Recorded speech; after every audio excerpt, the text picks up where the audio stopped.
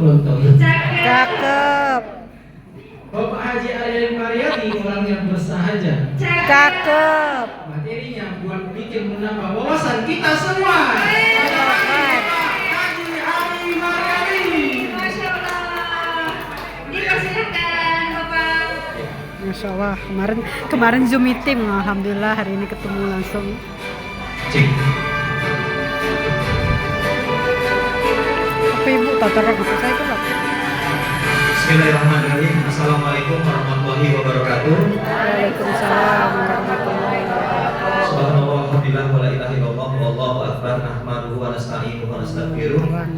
Wa na'udzu billahi min shururi anfusina wa min sayyiati a'malina, may yahdihillahu fala mudilla lahu wa may yudlilhu fala hadiya lahu. Asbahna ala fitratil Islam wa kalimatil ikhlas wa ala dini nabiyyina Muhammadin sallallahu alaihi wasallam wa ala millati abina Ibrahim hanifan wa ma kana minal musyrikin. Rabbi shrah li sadri wa yassir li amri wahlul 'uqdatam min lisani yafqahu qawli. Allah Ta'ala fil Qur'anil Karim, a'udzu billahi samii'il 'aliim minasy syaithanir rajim. Bismillahirrahmanirrahim. Fa idza masal insana dhurrun ta'anna tsumma idza khawalnahu ni'matan min qala inna ma utituhu ala al-ayah.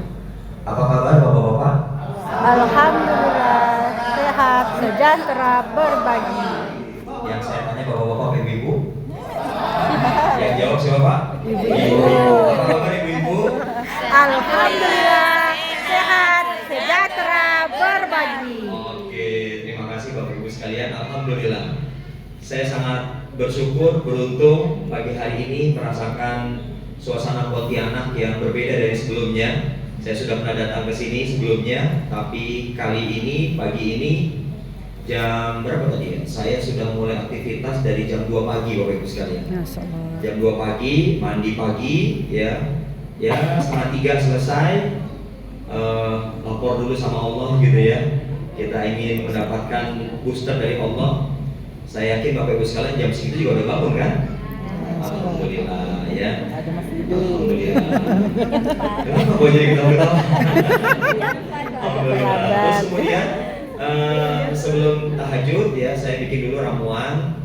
Saya buat ramuan dulu ya, minum produk HNI pilihan. Nanti saya akan beritahu kepada Bapak sekalian ya.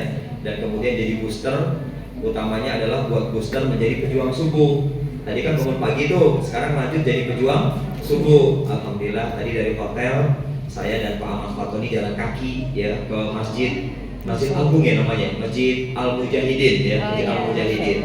Kami jalan kaki, lalu kemudian habis sholat subuh saya putar dulu keliling masjid hampir 2 km ya. Saya putar dulu, kalori yang terbakar hampir 200 kalori. Terus kemudian dari masjid saya lari terus sampai Car Free Day, sampai hutan kota. Jadi total mungkin 10 km Bapak Ibu sekalian. Masya Allah sehat. Ada yang 10 kilo sama kayak saya kasih hadiah. Seminggu. Ya, saya doakan memang nggak ada. Seminggu Kalau ya. seminggu dia nyaman ya. Enggak deh. Bapak Ibu sekalian, alhamdulillah terima kasih banyak Pak Puput ya yang telah mengundang kami, Pak Iksan, Pak Puput dan istri, Pak Iksan dan Pak Iksan ya. Pak belakangnya Pak Iksan dan istri ya. Yang punya Pontianak, Pak Ponti, Masya Allah, kan Ponti ya. Ini memang chemistry-nya luar biasa kalau dekat sama Pak Ponti. Kebayang gitu ya Pontianak nih, kayaknya beliau dengan keluarga yang kemudian menginisiasi kali ya. Sehingga namanya Pak Ponti. Ada yang mungkin namanya anak? Pak Ponti, anak gitu ya. Terima kasih banyak teman-teman yang sudah mengundang kami, saya dan Pak Ahmad Fatoni untuk datang ke Pontianak. Saya doakan mudah-mudahan Bapak dan Ibu sekalian yang datang ikut sesi pagi hari ini di acara HNI, mudah-mudahan datang ke sini Bapak Ibu sekalian semakin menjadi laki-laki yang solehah.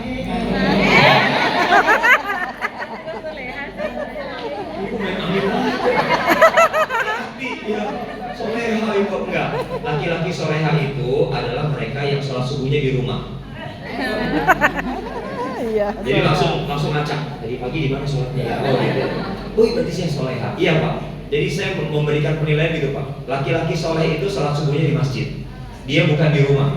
Sehingga Bapak Ibu sekalian, hari ini saya melihat di antara krisis keluarga yang terjadi di tengah masyarakat Indonesia bahkan dunia, di antaranya adalah para laki-laki yang tidak melaksanakan sholat subuh di masjid. Sehingga pada akhirnya dia punya anak laki-laki, tapi anak laki-lakinya melehoi. Ya, dia punya anak perempuan, tapi anak perempuannya letoy. Dan pada akhirnya dia menjadi keluarga yang alay. Ya, Bapak Ibu sekalian, ini sebabnya apa? Sebabnya para bapak abai. Bapak-bapaknya abai. Dia tidak peduli tentang bagaimana nasib anak laki-laki yang tidak diajak serta untuk berangkat sholat subuh berjamaah di masjid.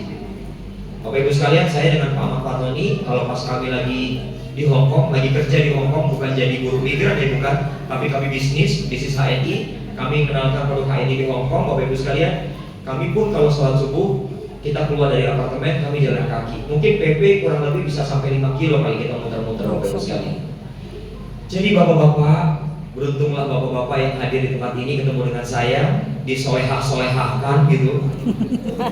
Jangan ada yang sakit hati Pak, atau tersinggung. Bagus tersinggung, lebih baik tersinggung, sadar dan berubah. Betul nggak Bu? Betul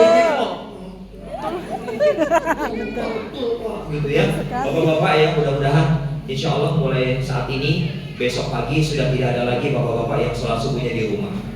Ya, semua berangkat menuju masjid. Insya Allah. Tepuk tangan buat bapak-bapak, ibu-ibu ya. Insya Allah.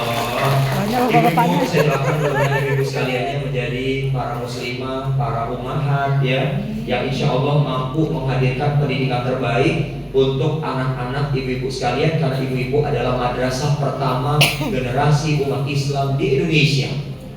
Kalau bapak-bapaknya kuat, ibu-ibunya sehat, maka insya Allah akan melahirkan keluarga yang bahagia dunia dan akhirat insya Allah.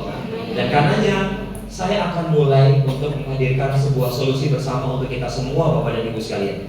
Bapak dan Ibu sekalian, doanya saya lanjutkan. Mudah-mudahan ya Allah yang punya hutang, Allah berikan kemudahan untuk bisa melunasi hutang-hutangnya. Amin. Yang mungkin berangkat ke sini naik motor, begitu di starter motornya bunyi tang tang tang tang tang. Dit gitu ya, motornya masih kredit gitu ya. Saya doakan mudah-mudahan ya Allah bulan ini lunas ya Allah. Amin. Buat Bapak Ibu sekalian yang insya Allah mudah-mudahan sudah nabung haji ya, mudah-mudahan Allah mudahkan tahun depan langsung berangkat haji Bapak Ibu sekalian. Amin. Gak mungkin Pak Ari, kenapa Anda harus meracuni pikiran sendiri dan mengatakan tidak mungkin? Saya selalu mengatakan mungkin. Kalau Allah sudah memberikan kehendak, saya selalu mengatakan mungkin. Buktinya apa Bapak Ibu sekalian? Alhamdulillah. Saya bersama dengan kurang lebih 11 orang leader di tim saya Bapak Ibu, 11 atau 10 orang ya. Alhamdulillah 2023 kemarin kami berangkat haji dan tidak perlu tunggu antrian lama-lama Bapak Ibu sekalian. Jadi tidak ada yang tidak mungkin, bagi Allah nggak ada yang nggak mungkin. Masalahnya yang sering meracuni pikiran adalah diri kita sendiri. Kalau tadi saya bilang saya doakan mudah-mudahan Bapak Ibu sekalian yang sudah daftar haji tahun depan bisa berangkat. Mungkin. Jadi bukan salah Allah. Karena kita yang berprasangka kurang mungkin kepada Allah dan pada akhirnya terjadi pada kehidupan kita. Saya doakan juga yang sudah pernah umroh berangkat lagi umroh tahun ini. Amin. Dan saya doakan semoga semua yang Bapak Ibu sekalian ikhtiarkan pada hari ini menjadi sarana mengantar hidayah untuk kita semua, dan mudah-mudahan dengannya keluar dari tempat ini Bapak Ibu sekalian semakin sumringah. Ya, Bapak Ibu sekalian, saya akan mulai dari sebuah cerita. Jadi saya tidak ingin mengajari Bapak Ibu sekalian, saya tidak ingin jeruk makan jeruk ya.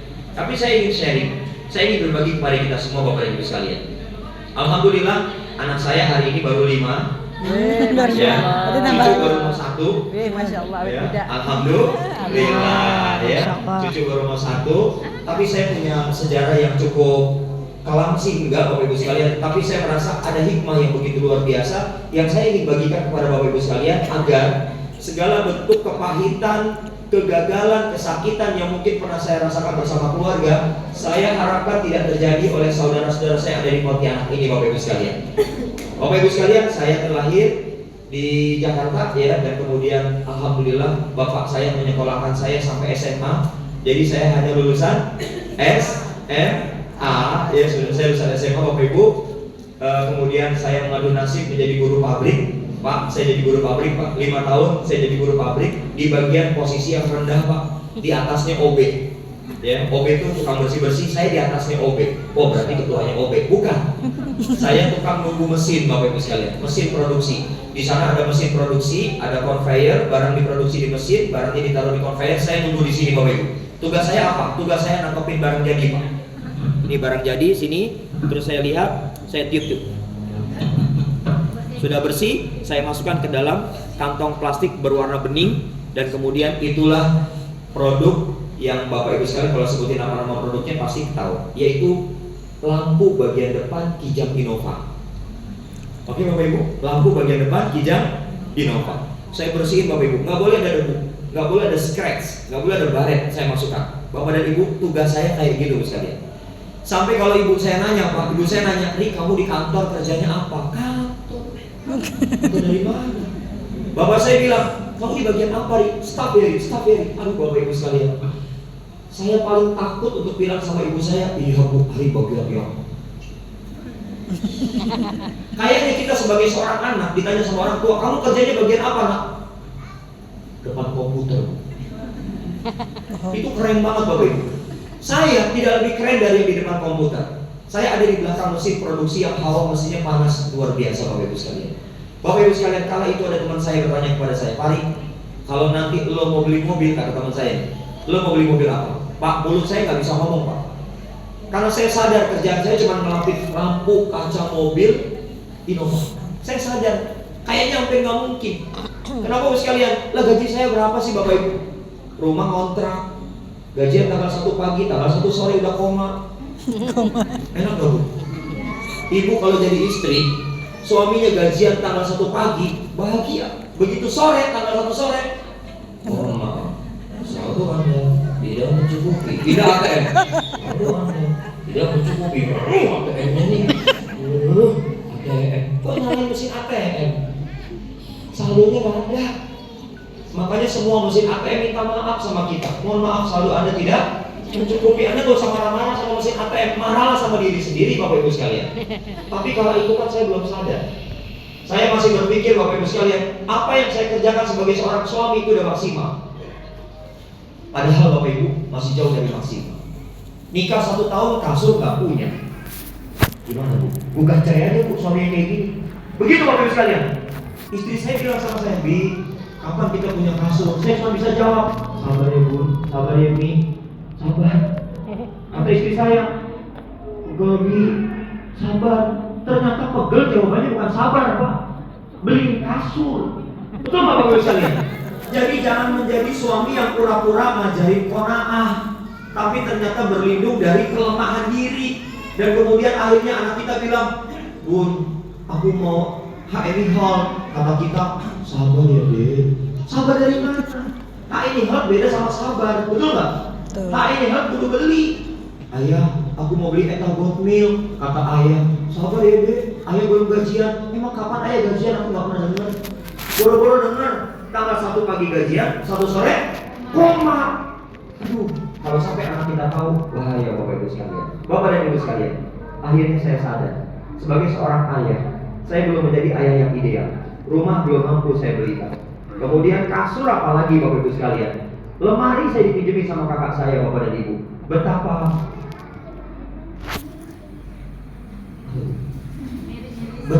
nggak enaknya jadi orang susah.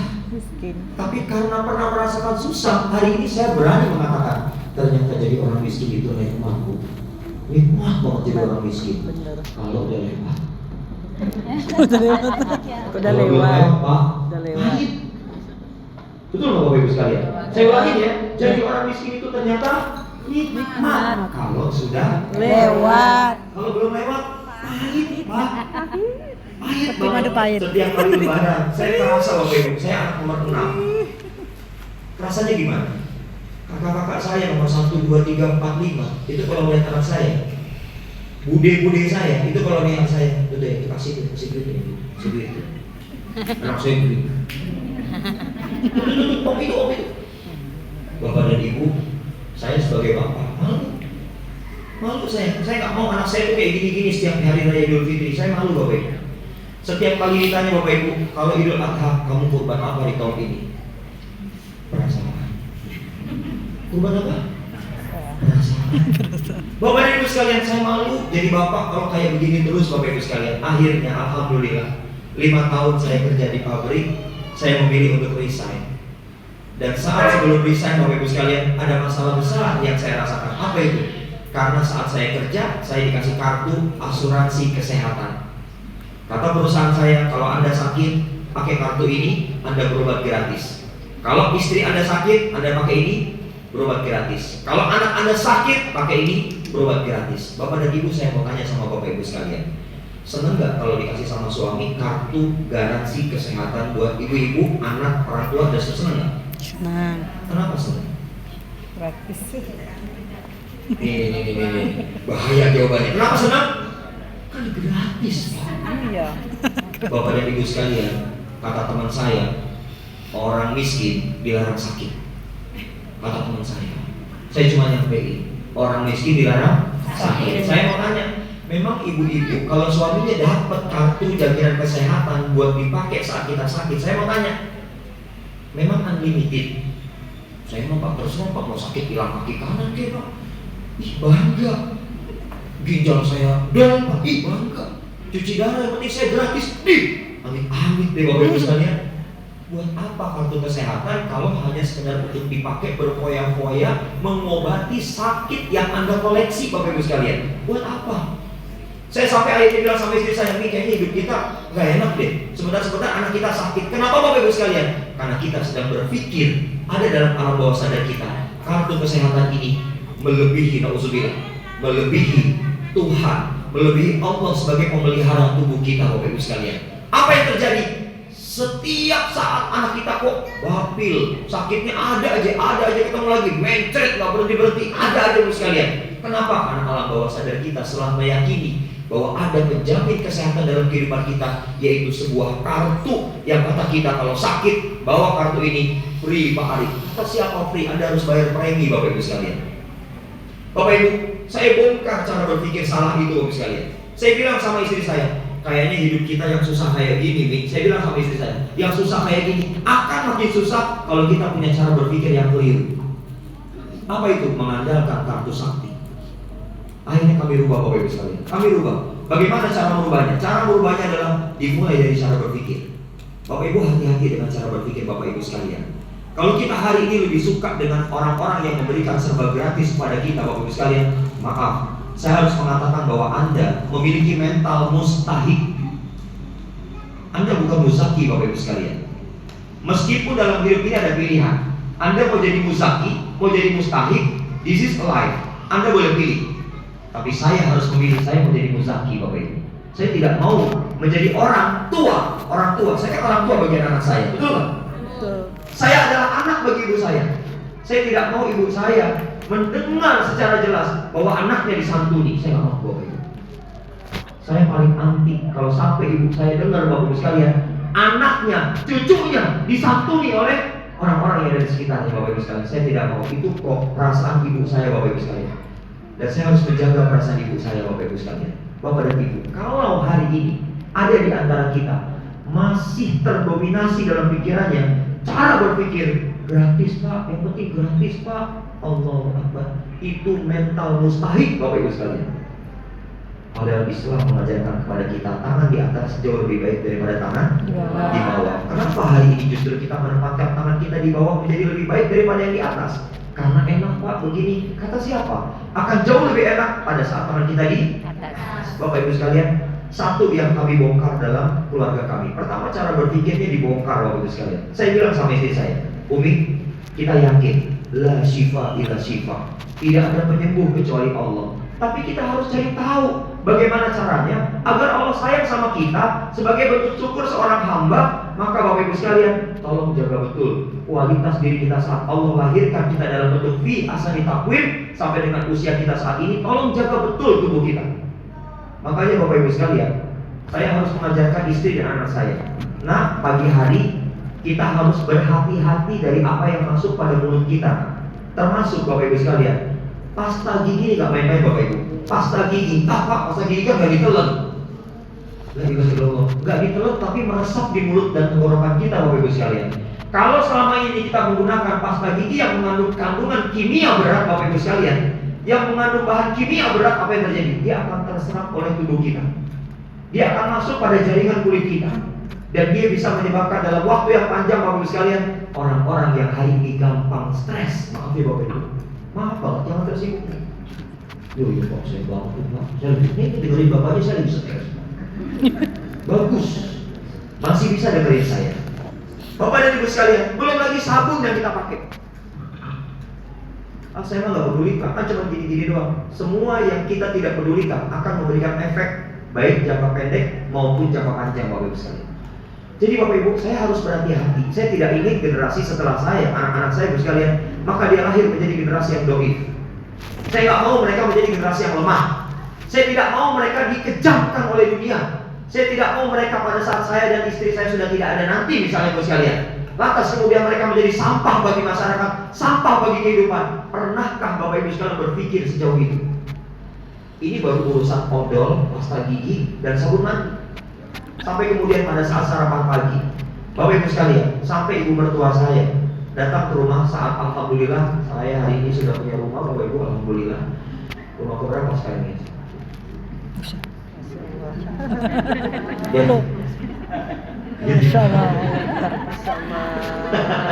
Enggak, saya tidak bermaksud nyebutin angka kan?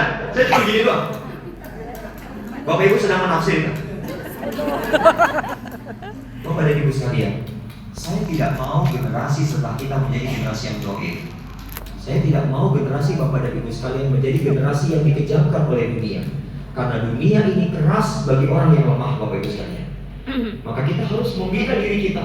Dan saya sadar betul, ketemunya saya dengan HNI menjadi cara Allah untuk membina pribadi, diri kita, dan keluarga kita. Tepuk tangan buat HNI Bapak Ibu sekalian. Alhamdulillah. Bapak dan Ibu sekalian, akhirnya kita coba ubah. Nah, sarapan paginya spirulina ya. Nah, sarapan paginya gamat ya. Nah, gunakan eta goat milk ya, begitu. Kenapa Ibu sekalian? Karena pagi hari menjadi penentu kualitas diri kita sepanjang hari Bapak Ibu. Saya ulangi ya, pagi hari akan menentukan kualitas diri kita di sepanjang hari. Maaf Bapak Ibu sekalian, kalau saat pagi tadi Bapak Ibu sekalian mengkonsumsi, saya sebut saja minyak-minyakan yang begitu, wow luar biasa, Kacang-kacangan, ya, karbo-karboannya begitu tinggi Bapak Ibu sekalian, wow luar biasa Bapak sekalian. Tanpa kita pernah berpikir bagaimana menyeimbangkan antara take in, take out, apa yang masuk, apa yang keluar, kita nggak seimbangkan. Bahkan kita nggak pernah mikirin bodoh amat, marilah mau buang air besar sehari berapa kali. Kalau Anda mulai bilang bodoh amat, itu tandanya Anda nggak cinta sama diri Anda Bapak sekalian. Nanti kalau saya kasih pertanyaan, ibu-ibu sudah BAB tadi pagi? sudah. Hari kok gini banget, katanya pelatihan kok nanya-nanyain BAB. Lah terserah saya kan, saya ngajar. Pak udah BAB tadi pagi Pak? Udah ya Pak, lancar Pak? Warnanya apa? Tuh, nggak perlu perhatiin Bapak Ibu sekalian. Apa pentingnya Pak? Bapak Ibu, penting. Tapi saya tidak mau mendalami soal BAB dulu ya. Oke Bu, Mama saya nanti mau makan siang jadi nggak nafsu makan Pak. Kenapa emang Bapak mau bahas BAB? Iya, saya mau bahas tapi nggak jadi. Takut Bapak Ibu sekalian nanti nggak mau makan siang. Bapak dan Ibu, kita rubah, kita bongkar pelan-pelan cara berpikir kita yang salah. Akhirnya alhamdulillah Bapak Ibu sekalian, kita ketemu polanya. Saya belajar di mana? Saya belajar di HNI Bapak Ibu. Dan ketemu polanya. Kami praktekkan. Alhamdulillah wa syukurillah. Saya bersama keluarga ini bukan bermaksud ujung, tapi alhamdulillah kami dikaruniakan oleh Allah kesehatan yang lahir batin, bugar Bapak Ibu sekalian. Dan Allah alhamdulillah kami tidak diberikan sakit yang sesering dulu saat kami bertuhankan kartu jaminan kesehatan. Hati-hati loh Bapak Ibu. Kalau kita menuhankan kartu jaminan kesehatan, Anda bakal ketemu dengan berbagai macam jenis sakit yang boleh jadi Anda akan stres sendiri. Ini gimana sih ini cara ngatasinya? Bingung nih. Macam-macam Bapak sekalian. Tapi begitu kami sudah sadar, kami buang jauh-jauh itu. Kami mulai bagaimana cara hidup sehat, alami, islami Bapak Ibu sekalian. Mulai dari diri kita, mulai dari rumah. Allah berikan luar biasa kesehatan yang Masya Allah. Bapak Ibu kalau lihat saya, wajahnya bahagia apa prihatin? Bahagia, sejahtera, berbagi gitu ya. Bapak Ibu sekalian, kenapa? Karena saya ingin membagi aura kebahagiaan ini kepada Bapak Ibu sekalian. Saya tidak mau hadir di sebuah tempat di mana saya membawa penderitaan untuk Bapak Ibu sekalian. Saya mau bagi kebahagiaan buat Bapak Ibu sekalian. Karena kami sudah mempraktekannya di rumah bersama dengan keluarga kami tercinta dan jutaan orang yang bergabung di HNI. Tepuk tangan sekali lagi buat HNI Bapak Ibu sekalian. Jadi Bapak Ibu sekalian, selesai soal asupan, maka yang tidak kalah penting tadi ya, saya mulai dari cara berpikirnya. Kalau cara berpikir benar, output kegiatan kita di sepanjang hari akan benar. Lalu kemudian asupan kita Bapak Ibu sekalian, yang tidak boleh kita lupa. Dan kemudian yang lupa, olahraga. Saya pesan sama istri saya sekarang lagi gemar-gemarnya olahraga luar biasa. Pagi Kemarin dia sudah laporan, nih hari ini dia lagi jualan, lagi buka bazar HNI sama anak saya Bapak Ibu. Jadi kalau nggak ada saya, istri saya cari duit di HNI juga gitu ya. Sama karyawan saya lagi buka dagangan nih Bapak Ibu sekalian. Dan Bapak Ibu laporan, alhamdulillah Bi 7 km 7 kilo jalan tuh. Habis pulang jalan kaki Bapak Ibu sekalian, main tenis. Sore tenis meja. Gitu sekalian. Sehingga Bapak Ibu sekalian, kalau tadi saya bilang alhamdulillah anak kami baru 5, cucu baru mau 1. Katanya, kok kayak anak ABG gitu ya, anak baru gitu ya. Ya Bapak Ibu sekalian, kenapa? Karena bahagianya itu memancar dalam kehidupan hari-hari kami. Oke. Cara pertama, bongkar pikiran kita, perbaiki, benahi, jangan menuhankan kartu-kartu jaminan kesehatan, tapi mulailah menerapkan cara hidup sehat yang hari ini kita sudah bisa sama-sama pelajari bersama dengan HNI. Berikutnya Bapak Ibu sekalian, baru masuk materi Bapak Ibu. Ya Allah Pak, belum masuk materi dari tadi? Belum. Itu belum materi Bapak Ibu. Saya akan mulai dari tema love yourself. Apa itu Ibu sekalian? Yuk cintai diri kita. Gimana Pak cara mencintai diri kita? Bapak Ibu sekalian, cara mencintai diri adalah bagaimana kemudian setiap hari Bapak Ibu sekalian kita punya komitmen tinggi atas diri kita. Komitmen apa? Pertama, perbaiki senantiasa kualitas ibadah Bapak Ibu sekalian. Oke? Clear ya sampai sini ya? Saya banyak melihat, Pak saya udah begini, saya udah ngelakuin ini. Tapi gimana Pak kok nggak berhasil? Enggak, Anda kurang satu. Apa itu? Kurang sabar. Tambah dosis sabarnya. Untuk apa? Memperbaiki kualitas ibadah. Silakan tanya pada diri Anda masing-masing. Siapa yang tadi pagi sudah bersedekah ba'da subuh atau sebelum subuh? Gak usah dijawab kencang-kencang. Saya cukup lihat satu-satu aja. Anda gak usah jawab ya. Biasanya gestur yang tidak meyakinkan.